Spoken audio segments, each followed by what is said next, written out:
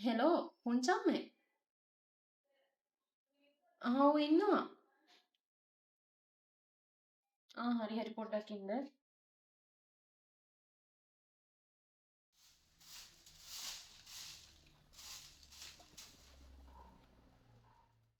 අම්මේ මේ පුංචම්මගෙන් කෝල් එකක්.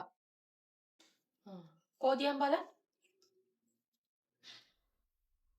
හලෝ. කියන්න නංගි. ඔව් ඔව්. නෑ මේ මිදුලතු ගගා හිටියේ. කමන්නේ. එහෙමද? බලන්නකො නේද? කවදද?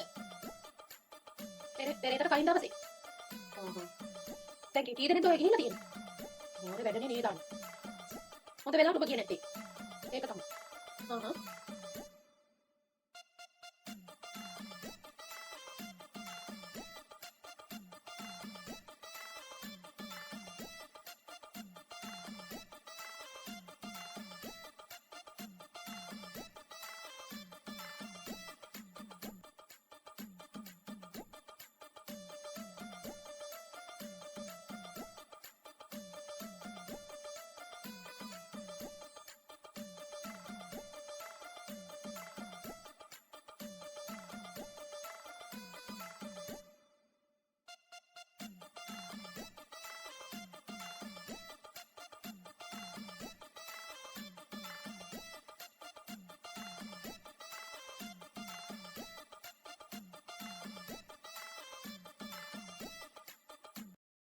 හරි හරි දැන් උඹ ඉතින් ඕක ඔය ගණන් ගන්න එපා. ඕක කොහොමම මේ අමතක වෙලා යන්න අරහන්කෝ. ඒක තමයි දැන්. කතා කරලා තේරුමක් නෑ. ඒකින්ද කියව ගන්න යන්න එපා.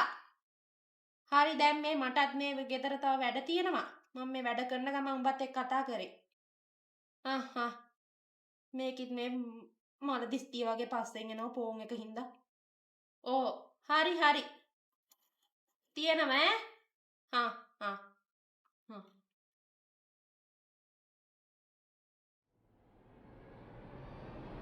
මේ බබා මැසේජ් දාලා කෝ කියලා.